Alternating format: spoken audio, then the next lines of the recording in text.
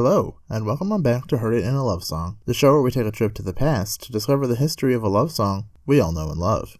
This week, in week 1 of It's Not a Phase Mom May. It's not just a phase, Mom. We are taking a look into a song by emo darling Hayley Williams and her band Paramore, their 2007 hit, That's What You Get. But first,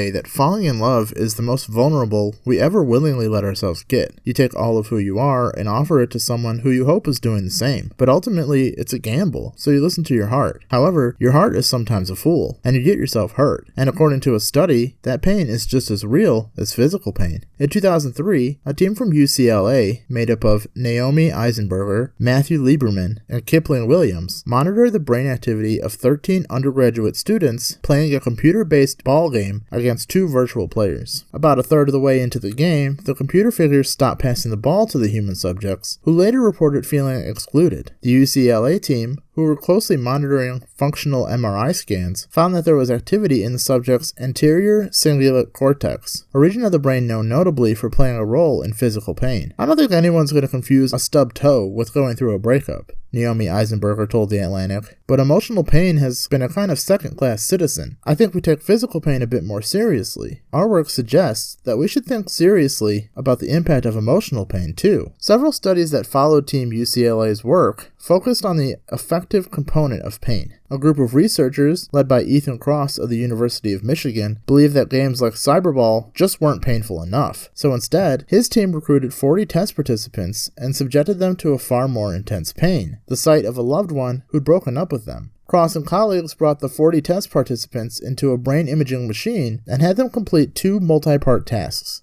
One was a social task that found the participants viewing pictures of a former romantic partner while thinking about the breakup, then viewing pictures of a good friend. The other was a physical task. Participants felt a very hot stimulation on their forearm, and also felt another that was just warm. As Cross expected, due to the prior research from the Cyberball game, activity in areas associated with affective pain, such as the ACC, increased during the more intense tasks, seeing the X and feeling the strong heat. But activity in areas linked with physical pain, such as the somatosensory cortex and the dorsal posterior insula, also increased during these tasks, suggesting that social and physical pain have more in common than merely causing distress. They share the same sensory brain regions too. These results give new meaning to the idea that rejection hurts. And this and other research suggests social pain may actually be much worse in the long run, because physical pain comes and goes, but memories can bring a pain that lingers for far longer. But still, we listen to our heart, however flawed it may be, and hope for the best. And that is summed up perfectly by Paramore in 2007 with this week's topic.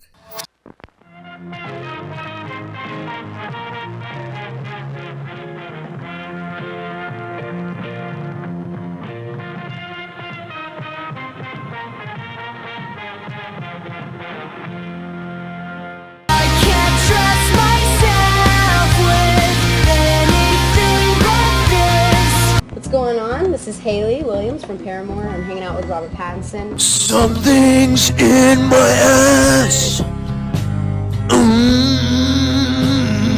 We start our story on December 27th, 1988, in Meridian, Mississippi, about 100 miles east of Jackson, Mississippi. That is where and when we meet up with Joey and Christy Williams as they welcome to the world a baby girl named Hayley Nicole Williams. Things wouldn't stay happy for long in the Williams household, and Joey and Christy were soon divorced. Hayley, in an interview with The Guardian, reflected on that situation. They were kids. They made a mistake, and it's not really something to be angry at. But when I did some therapy, I realized I was 4 years old and I thought it was my fault. Hayley grew up a tomboy, explaining to Can You Deal zine that she wanted to be less precious and more like a boy. I wore boys' clothes, I rode a BMX bike with all the boys in my neighborhood, and I vowed to never marry. She would also pal around and play basketball with Rodney Hood and his friends, which foreshadowed his future as he now plays for the Clippers in the NBA. In an interview with OK Player, she recalled, "I'm almost 90% sure he taught me how to crip walk down his driveway. I just remember a bunch of his friends being like, 'Oh, you like to dance.' I don't know if he would remember that." While rebelling, she found herself in love with a mixed bag of music.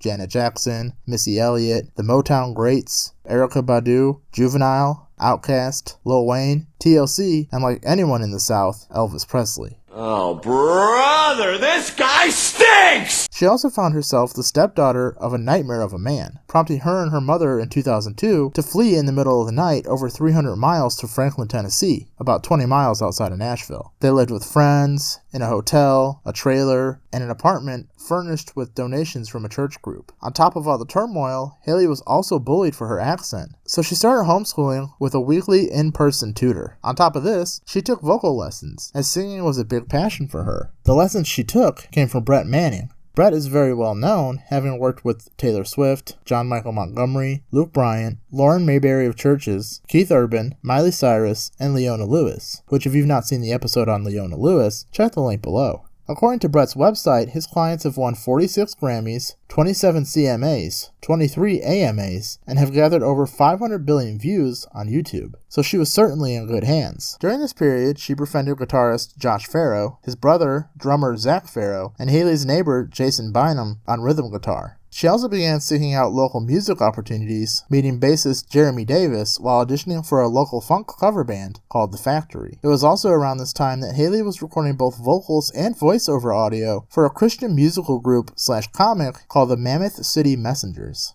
The main plot follows 5 ordinary junior high students: Mason Storm, Taylor Hudson, Isabella Ruiz, DJ Justice and his robot AXTN, and Junior Kincaid, who are chosen to fight corrupt billionaire Evil Beetle, who plans to take over Mammoth City and the world. Haley voiced the character Taylor Hudson and sang on 4 songs that are featured on the Mammoth City Messengers Volume 1 album. Those songs being Jumping Inside,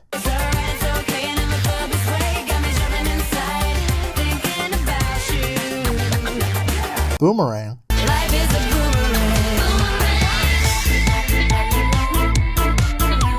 All They See Is Love, Don't know where to find some peace of mind. and Lift My Hands. You are the one that I will always trust. Haley was discovered in 2003 by Dave Stewenbrink, who signed the 14-year-old to a production deal with Atlantic Records. According to former manager Jeff Hansen in an interview with Hit Quarters, at the time, she was writing pop songs with top songwriters in Nashville. The label's original plan for their new artist was to make her a solo pop artist, but Haley objected to this, saying that she wanted to be part of a band and play non-alternative rock music. In that interview with Hit Quarters, Jeff Hansen recalled, "That was a big creative difference with the label, but I agreed with it. So we met with Julia Greenwald and the staff at the label. I discussed Haley's concerns, and they said, okay, she's young and probably doesn't even know exactly what she wants yet, but we still have time to sort that out. Let's listen to what she wants, and it will probably work out for the best." Those first decisions can be crucial, and in this case, the artist was way more in tune with what she wanted than anyone else was. Atlantic decided to go along with her wishes, and she then formed Paramore, with Josh Farro, Zach Farro, Jason Bynum, and Jeremy Davis. They grew very close, with Zach even giving Haley the nickname SpongeBob. Haley explained the reasoning for that nickname in an interview with NME. "When I was 16, our drummer Zach called me SpongeBob because I have a gap in my teeth like SpongeBob."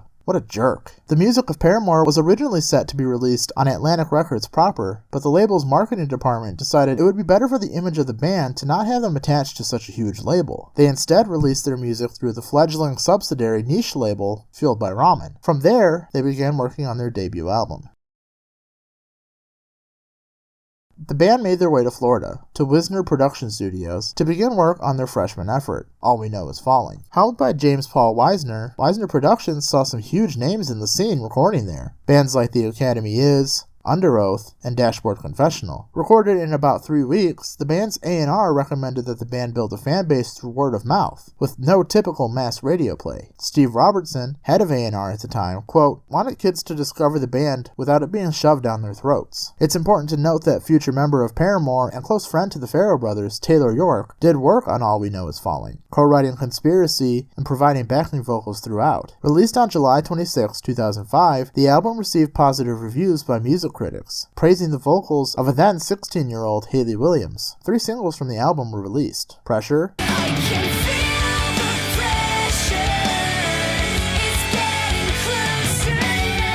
Emergency, I think we have an emergency. I think we have an emergency. and All We Know. 'Cause all we know is falling. All of which pushed the album to gold status. However, the recording of the album itself turned into a bit of a sad affair, as a few days after arriving in Orlando, Jeremy Davis left the band. The remaining members continued to work on the album, deciding to base the album's theme around his departure. According to Hayley Williams, the album's cover art also represented his departure. The couch with no one there and a shadow walking away, it's all about Jeremy leaving us, and us feeling like there's an empty space. That empty space was filled, for 5 months at least, by John Hembry, before Jeremy made his return. In January 2007, the band started work on their massive follow-up, Riot. The band headed to New Jersey this time around. Everything is legal in New Jersey. To the House of Loud Studios. A bunch of well-known artists have recorded at House of Loud, including The Pretty Reckless, Where are you, Christmas? Mayday Parade, Breaking Benjamin, Drowning Pool, Papa Roach, Cold, Under Oath, Forever the Sickest Kids, Blondie, and Of Mice and Men. Their second album was simply titled Riot, which, on their old website, Hayley Williams explained the album was titled Riot because, for us, the title Riot literally means an unbridled outburst of emotions. When we were writing, it seemed like our thoughts and emotions were coming out so fast we couldn't control them. It felt like there was a riot within us, so the album takes our passion to a new level. It's just all raw energy. The producer was David Bendeth, who also produced I wanna feel weightless, and that should be enough. Do you feel like a man when you push her around? You're so cold, but you feel alive. And on June 12, 2007, Paramore released Riot, and from it dropped 4 singles. The first single, Misery Business, was released on June 4th, 2007. It peaked at number 26 on the Billboard Hot 100, and since its release has gone a staggering 4 times platinum. A little fun fact here is that the title of the song comes directly from the film adaptation of Stephen King's Misery. I'm in the business of misery. Let's take it from the top. They followed it up on September 10th, 2007 with Hallelujah.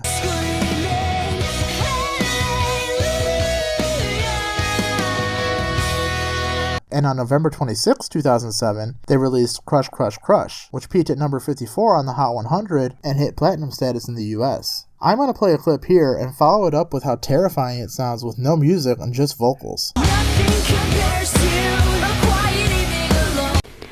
Crush, crush, crush, crush, crush. But it's the 4th and final single that we are here to talk about. That's what you get. I drowned out all my sense when the sound of its beating. Released on March 25th, 2008, the song peaked at number 66 on the Billboard Hot 100 and has since hit platinum in the US. Josh Farrow told Ultimate Guitar about this track, saying, I wrote that music sort of sitting in my bedroom, and I was like, oh, it's pretty cool. So I brought it to Hayley, and I think we wrote it in Orlando. Like, Hayley was writing the lyrics. She's like, I think I have something to this. It's a pretty self-explanatory song. The lyrics are really simple. That's what you get when you let your heart win, and you don't really think with your head. You're more thinking based on a feeling. A music video was shot over 2 days in March 2008 by director Marcos Ciega, who has also directed And just like the movies, we play out. Swing, swing from the table side. All the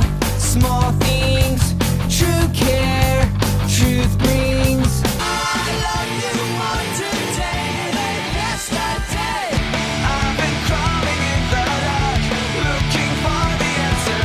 Cut my life into pieces. This is my last resort. Wake up, rush and put a little makeup. I know the breakdown. Everything is gonna shake now someday.